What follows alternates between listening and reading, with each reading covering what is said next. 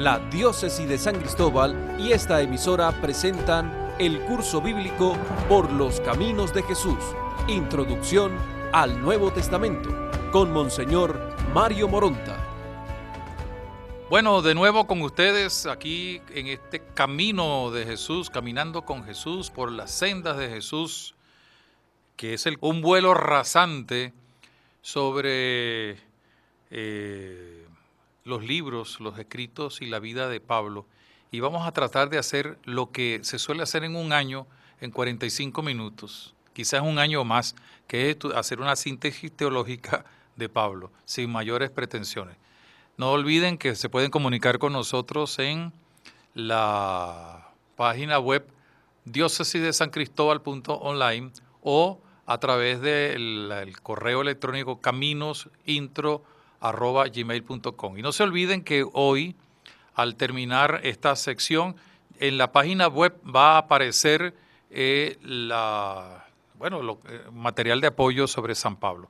Pero también, ya a partir de hoy, vamos a colocar la tercera o el tercer cuestionario. Recuerden ustedes que aquellos que deseen tener un certificado avalado por la Universidad Católica y la Diócesis de San Cristóbal deben responder a 4 cuestionarios. Ya el primero era sobre las primeras secciones, un poco la información general del Nuevo Testamento. La segunda tenía que ver un poco con los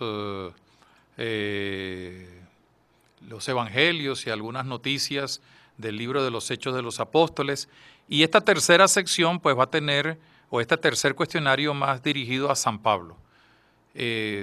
La cuarta sección la tendremos al finalizar el curso con, tendremos algunas interrogantes sobre las cartas apostólicas, católicas, las cartas de los hebreos, las cartas de San Juan, la literatura de San Juan y el Apocalipsis. Pero no hay que angustiarse, son cuestionarios. Algunos hablan de que ponemos ahí algunas trampas, o para decirlo en venezolano, conchas de mango. Bueno, hay que actuar, pero tampoco se dejen llevar un poco solamente del espíritu de la letra.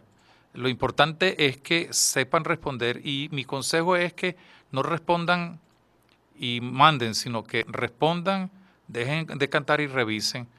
Hablaba en estos días con 2 personas, marido y mujer, que están haciendo el curso y que habían cometido algunos errores sencillamente porque contestaron rápido pensando que se les iba el tiempo. Bien, cuando estamos frente a San Pablo y toda su teología, tenemos que partir de como punto de vista metodológico de una realidad, y es la realidad de su experiencia de vida. San Pablo, no podemos dejar nosotros a un lado la experiencia de vida cuando queremos entender no solamente la historia, la vida, el ministerio, sino los escritos de San Pablo. Porque San Pablo no es un teórico, sino un hombre eminentemente testimonial, aun cuando toque a lo mejor algunos elementos que dieran la impresión de que son doctrinas un poco más elaboradas o algunos puntos de vista que pueden ser cuestionables frente a situaciones que vivía la iglesia en aquel momento. Sin embargo, hay que ver que Pablo lo que transmite es su experiencia de vida. Y por eso, tanto en el libro de los Hechos de los Apóstoles, como también en el libro de los Gálatas o la carta a los Gálatas, y en algún otro momento hace referencia a su vida, como primero era un judío muy ferviente.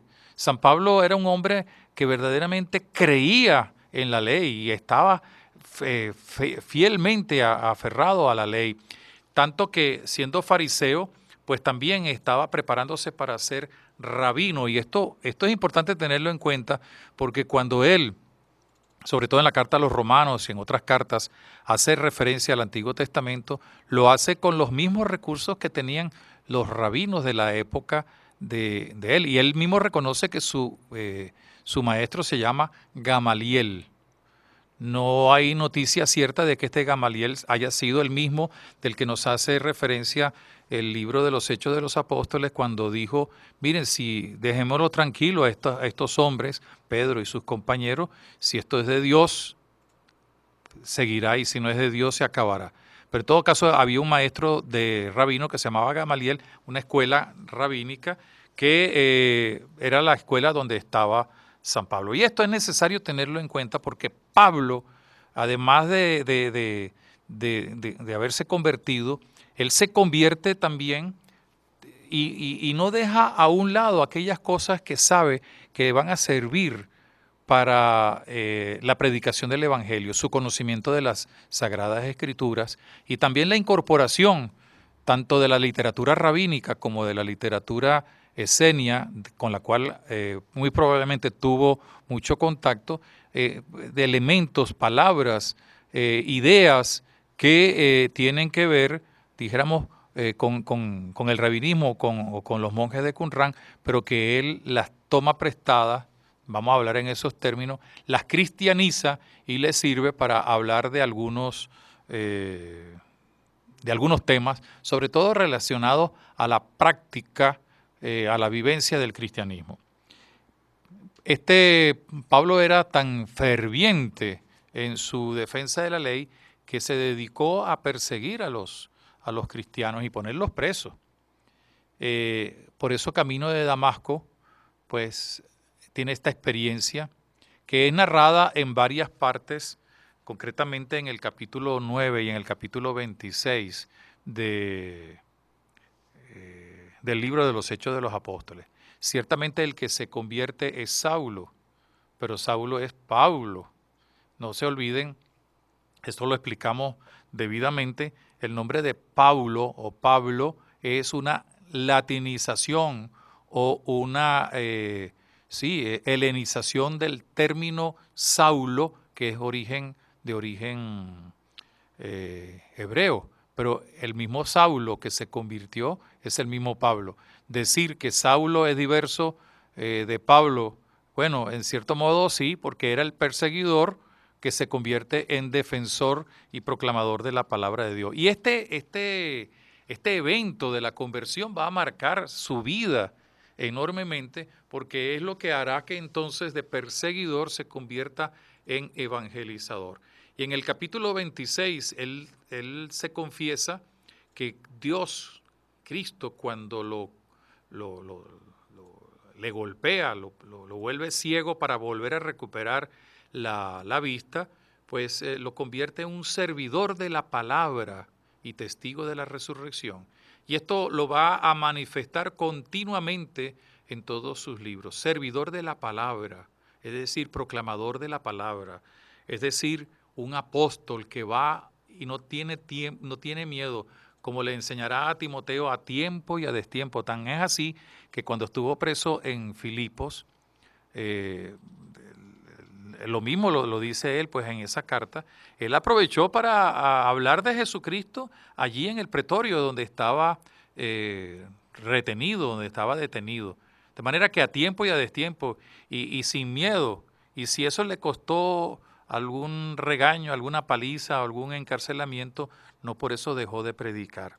Pero a la vez es servidor de esa palabra como testigo de la resurrección.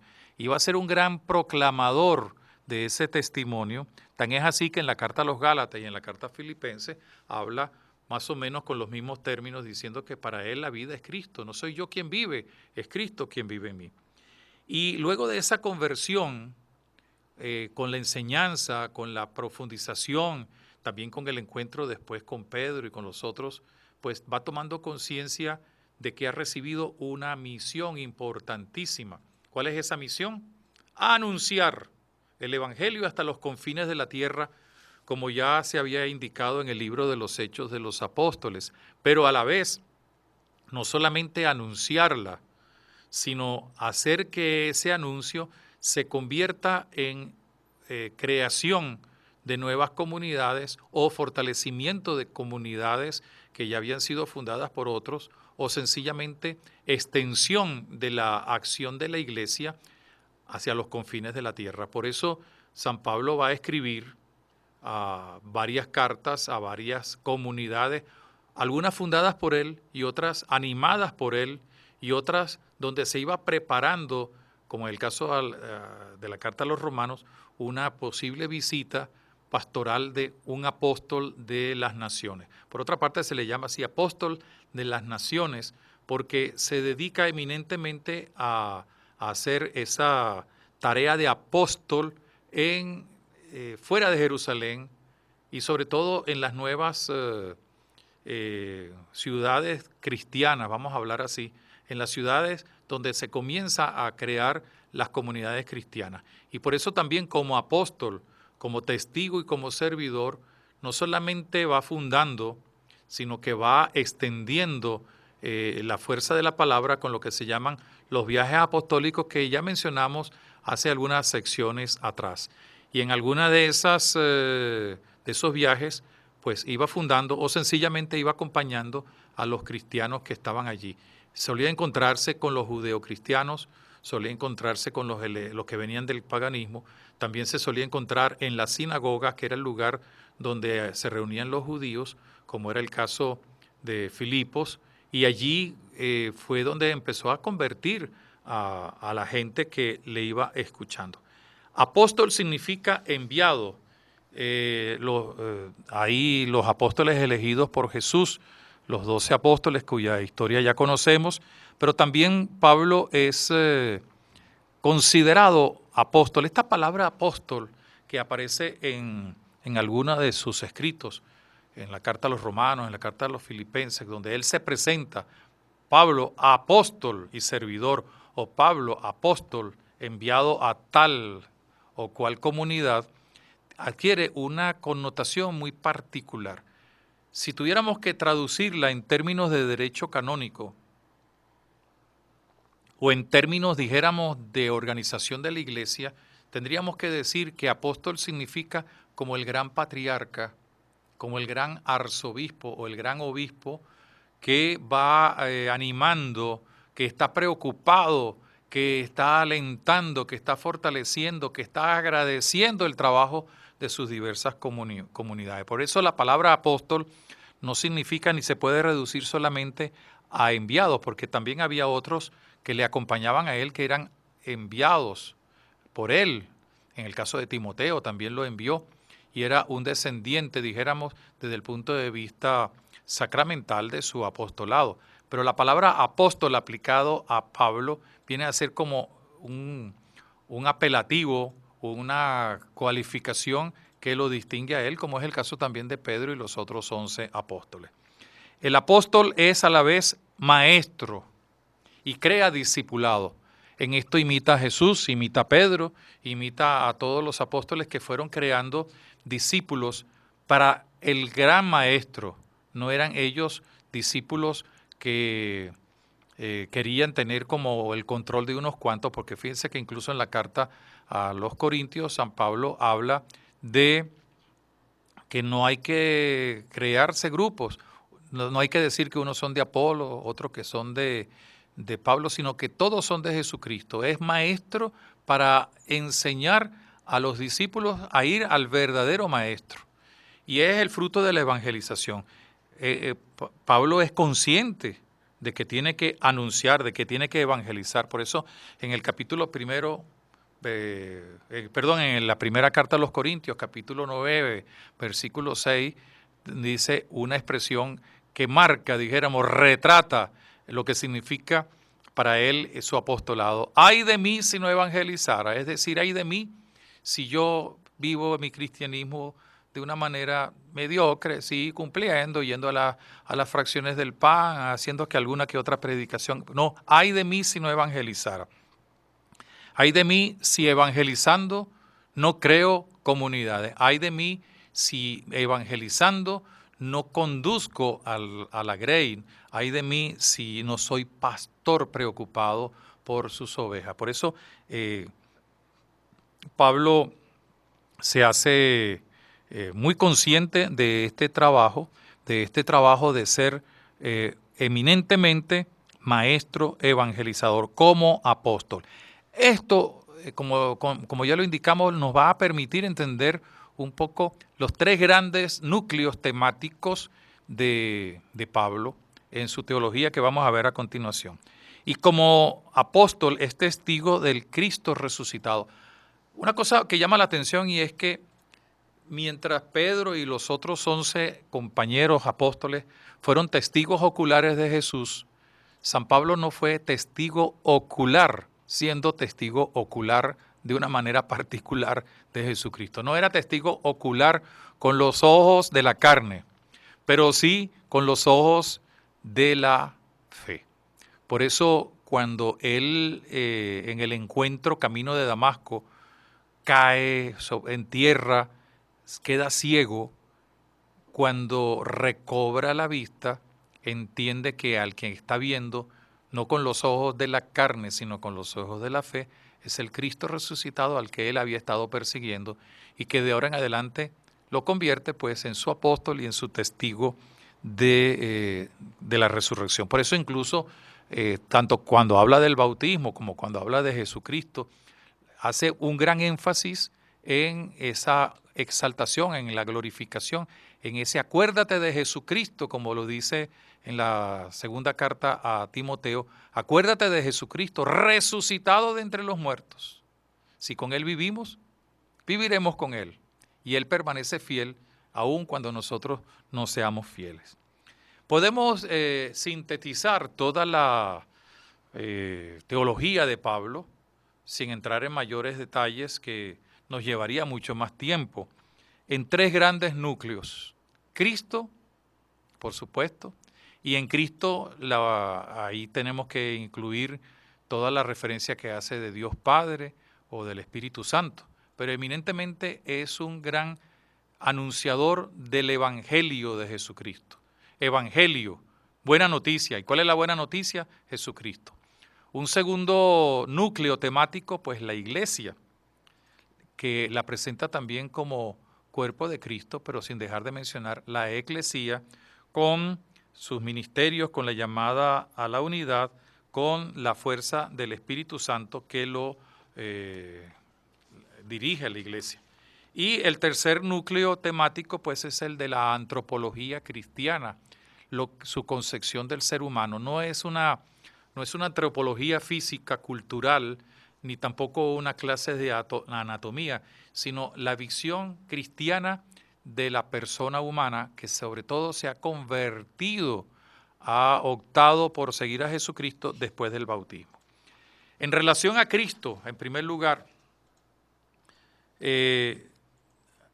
reconoce y lo manifiesta de varias maneras en la carta a los Gálatas, en el himno de Filipenses, capítulo 2, versículo 5 y siguiente, de 5 al 11, está allí anunciando la encarnación. Y en el caso de la carta a los Filipenses habla de cómo, sin dejar de ser Dios, sin perder los rasgos, sin perder la condición divina, pues se abaja, es decir, sufre lo que llama la kenosis, el abajamiento, el desprenderse de esa condición, de esos privilegios divinos para hacerse hombre. Y como hombre encarnado, dice también en la carta a los Gálatas, y nacido de una madre, de una mujer, pues se convierte en el gran predicador, en el gran redentor de la humanidad con su muerte y con su resurrección. Y por eso también en el himno del Filipense se habla precisamente de se encarnó para hacerse obediente, es decir, para cumplir con la promesa de Dios de salvar a la humanidad, de Dios Padre de salvar a la humanidad, y esa promesa le obliga a ser obediente y hasta una muerte de cruz, para luego que resucitar, ser exaltado, ser glorificado. El Dios resucitado es el Dios que presenta Pablo. Y aquí volvemos un poco a la primera parte que mencionábamos de cómo Pablo hay que conocer su experiencia para poder entender su teología o sus propuestas doctrinales. San Pablo es eminentemente un convertido por la luz, tan inmensa luz de la resurrección, del resucitado que lo hizo prácticamente quedar ciego, es decir, perder la vista para volver a tenerla con la luz de la resurrección. Por eso Pablo va a hablar eminentemente de la resurrección, de Cristo resucitado. y de Cristo que es vida. Cristo que, como lo veremos seguidamente, nos incorpora a Él de tal manera que morimos al pecado y resucitamos a una vida nueva. Lo reconoce como Dios, y lo reconoce como Dios, curiosamente, con un término que en la Biblia hebrea traducida al griego, que se llama la Biblia de los 70, traduce el nombre de Yahvé, la palabra Kyrios, Señor. Y esto llama la atención, porque Pablo, no olvidemos, viene de una experiencia eminentemente fuerte de fe judía, de fe en el Yahvé, cuyo nombre ni siquiera se podía mencionar. Y sin embargo, Pablo lo presenta como el Señor, Yahvé. Es decir, tiene las mismas características de Yahvé. Su nombre significa bíblicamente la persona. Es tan grande que toda rodilla debe doblarse ante él. Y cosa curiosa que también ese Señor, que se traduce como Yahvé, es decir, yo soy, es el que le va a permitir a Pablo demostrar cómo ese Señor resucitado es el que ha transformado su vida, prácticamente identificándolo con el yo soy. Por eso en capítulo 15, versículo 10 de la Primera Corintios, escuchamos y leemos, por Él, por su gracia, por Él resucitado, yo soy lo que soy. Es decir, yo estoy adherido a ese yo soy, a ese Señor, a ese Yahvé. Por eso la palabra Yahvé, que se traduce como Señor en la Biblia griega de los 70, es utilizado para identificar a Cristo, lo cual habla pues de esa dimensión importante de la divinidad, Dios y hombre verdadero. También Cristo es presentado como la cabeza de la iglesia, Cristo es presentado como el que guía a la iglesia y Cristo es la fuente de toda la vida de la iglesia y de los creyentes. Cristo es el modelo y fuente de vida de los creyentes. Por eso en el capítulo 2 de la carta a los Efesios se nos va a decir que Cristo es el hombre nuevo, el nuevo Adán, el que rompe la vieja condición de pecado para hacer que entonces todo ser humano se convierta en hombre nuevo, como lo va a recordar la misma carta a los Efesios en el capítulo 4 y también la carta a los Colosenses. Hay una transformación de la cual vamos a hablar dentro de un momento cuando hagamos referencia a la antropología cristiana. Un segundo bloque de ideas, de ideas teológicas, doctrinales, es el referido a la iglesia. San Pablo habla de la iglesia y habla de la iglesia como la comunidad de los santos. Los santos son los bautizados, los cristianos, los seguidores de Jesús. Pero también, como lo hará referido en la carta a los Filipenses, habla de la eclesía. Eclesía significa la asamblea convocada. Y esto le es muy común, muy fácil reconocer a Pablo porque traduce Kahal Yahvé por eclesía tuseu o eclesía tukiriu, la eclesía, la asamblea, solo que en el caso del judaísmo, Kahal es más bien referido al culto y la eclesía de Pablo y después también del Nuevo Testamento se abre mucho más a la universalidad y no solamente a la universalidad porque abarca también a los venidos del helenismo, pero también no se limita a una sola función, sino que la eclesía es el sitio de la celebración, el lugar del culto ciertamente, pero es el conjunto de aquellos que siguen a Jesús, a Cristo, que se identifican con Él y que está organizada con diversos servicios, diversos ministerios y donde predominan también pues los carismas del Espíritu Santo. También la iglesia es presentada como cuerpo y donde cada miembro es importantísimo. Lo que le suceda a cualquier miembro de la iglesia, al cuerpo de la iglesia, lo hace también sufrir a toda la iglesia.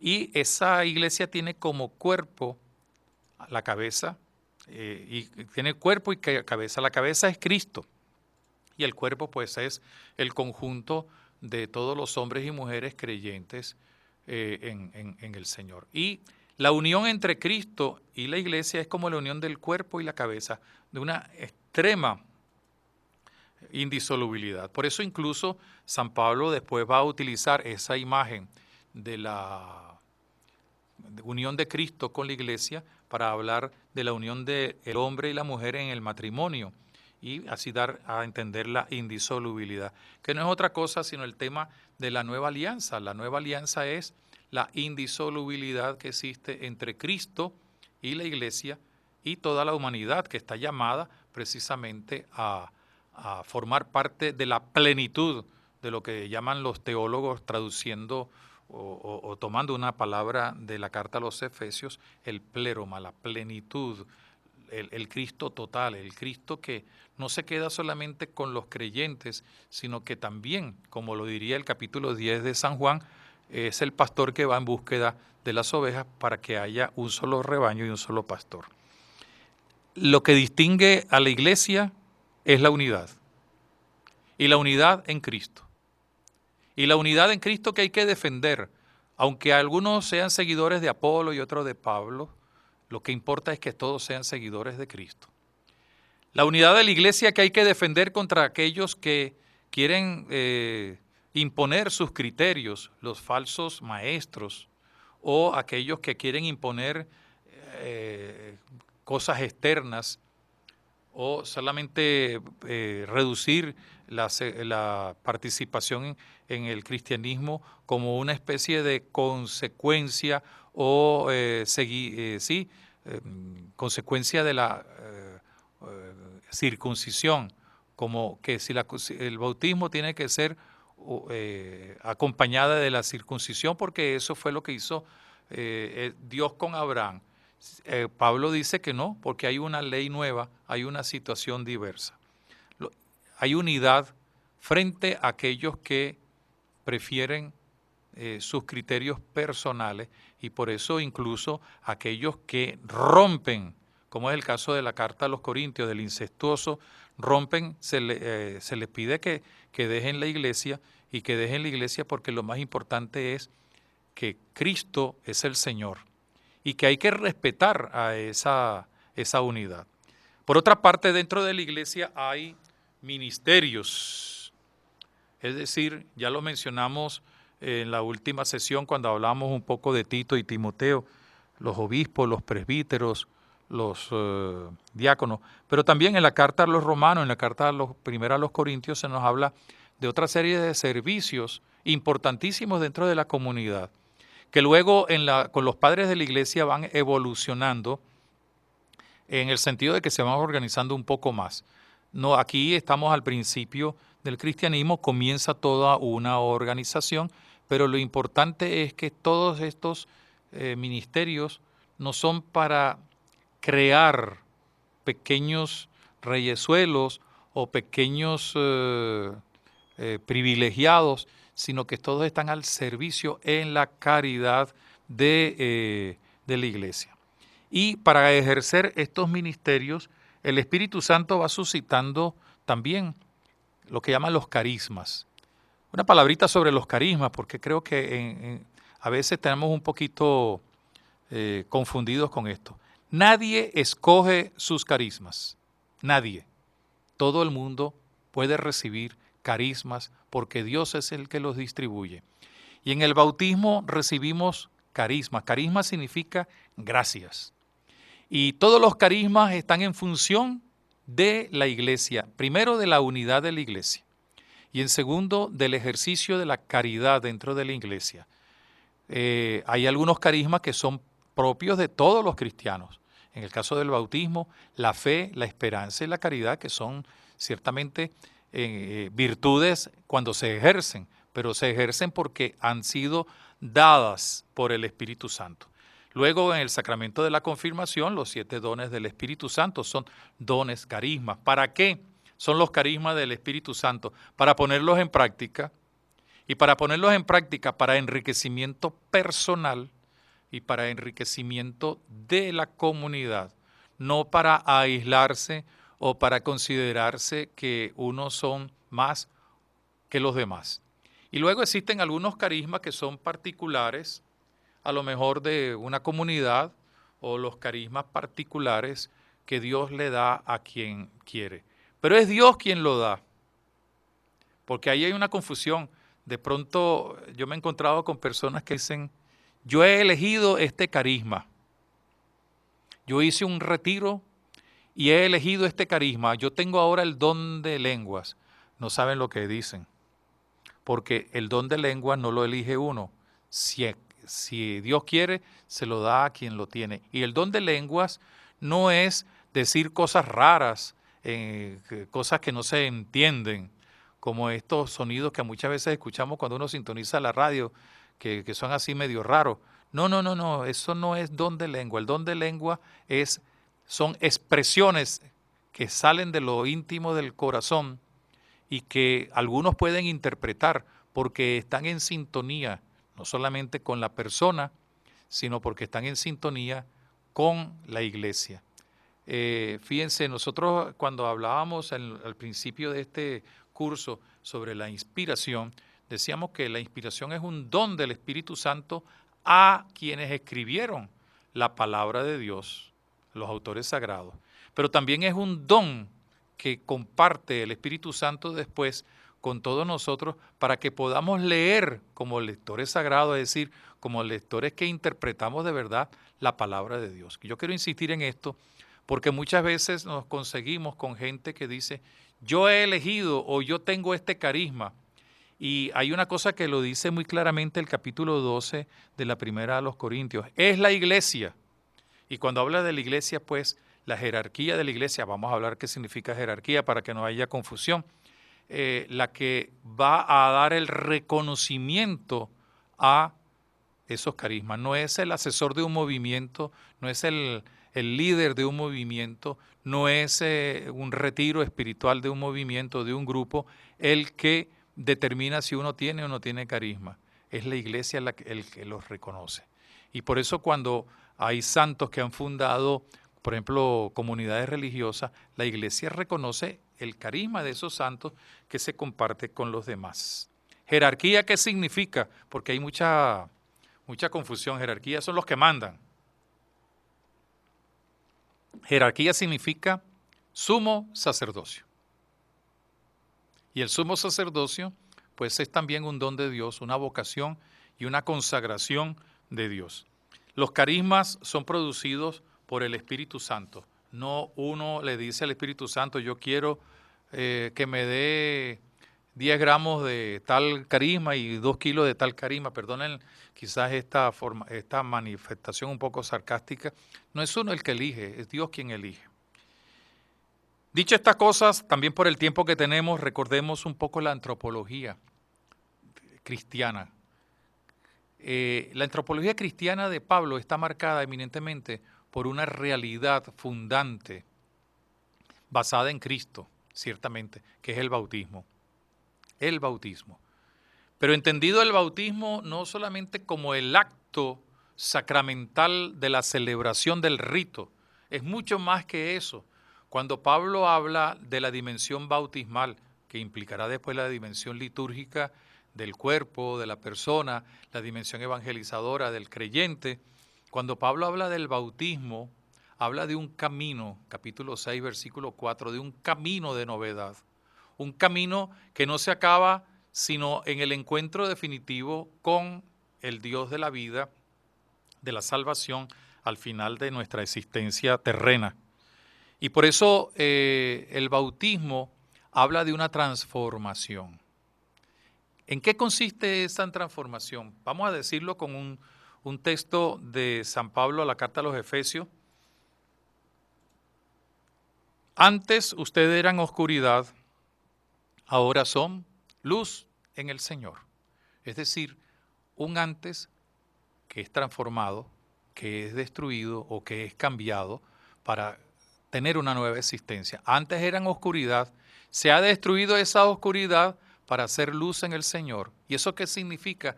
Que ha habido una transformación. ¿Cómo se da esa transformación? Precisamente con el bautismo. ¿Y qué es el bautismo? Lo dice San Pablo en la carta a los Romanos capítulo 6, que yo recomiendo que la leamos con mucho detenimiento.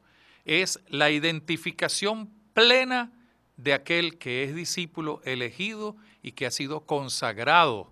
Por eso la verdadera, la gran consagración de una persona está en el bautismo. Y luego desde esa consagración vienen otras, vamos a llamarlas así, reconsagraciones, pero para una misión o para un estilo de vida, un estado de vida. Pero la verdadera consagración es la que hace que el cristiano, el creyente, el hombre, se sumerja en la muerte de Cristo, muera con Cristo, pero no muera desde el punto de vista de que lo crucifican y después, bueno, vemos a ver si resucita. No, muere, es decir, se incorpora a lo que significa la muerte, dejar el pecado, dejar el hombre viejo. ¿Para qué? Para resurgir. Ese término es muy importante. Resurgir, surgir, levantarse con la resurrección y entonces revestirse de Cristo. Y por eso el nombre de cristiano. El nombre de cristiano significa que uno está revestido de Cristo. Revestirse de Cristo significa que uno tiene, como lo dirá San Pablo en la carta a los Filipenses, los mismos sentimientos de Jesucristo. El bautismo implica un antes, el pecado, la muerte, ustedes eran no pueblo, ahora son pueblo, ahora son luz, ahora son resucitados. Y por eso entonces el bautismo que habla de la transformación se convierte en una experiencia existencial de vida a Cristo. Y no soy yo quien vive, es Cristo quien vive en mí. ¿Por qué? Porque estoy identificado, estoy revestido de Jesucristo. Y esto implica entonces, como dice San Pablo en la carta a los Gálatas, ser libres. ¿Qué significa ser libre? No es hacer lo que queramos, no es el ejercicio, dijéramos, de las cosas que tenemos que hacer. Eso se supone. Pero para San Pablo, y sobre todo en esta dinámica bautismal, ser libre es aquel que no está bajo la esclavitud del pecado y entonces está en comunión con Dios Padre, Hijo y Espíritu Santo y en comunión con los demás. Por eso la ley del amor, por eso el amor, como lo dice San Pablo en la carta a los Corintios, capítulo 13, en ese gran himno del amor, el amor todo lo puede, todo lo transforma, todo hace sentir que somos hermanos. Y esa libertad de los hijos de Dios es la que nos permitirá entonces actuar en el nombre de Cristo. En Cristo Jesús. Ahí está sintetizado el compromiso de lo que cada bautizado debe realizar, como si fuera Cristo. Actuamos en el nombre de Cristo Jesús.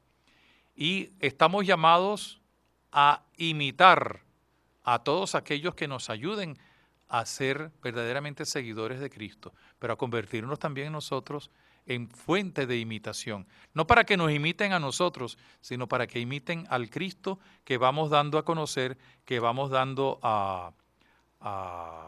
que vamos contagiando con nuestra fe y con nuestro testimonio de vida. Todo esto por el amor. Bien, como ustedes han podido ver, una síntesis muy apretada de San Pablo. Nos gustaría después quizás a lo mejor tomar una carta de San Pablo y desmenuzarla un poco más, qué sé yo, cualquiera de las cartas. Ya tendremos tiempo para eso. Pero lo importante es que ahora tenemos una visión de conjunto de quién era Pablo. No olvidemos que para poder entender lo que él escribió, lo que él también sintetizó, lo que él ha querido transmitirnos, tenemos que partir de esa experiencia golpeante.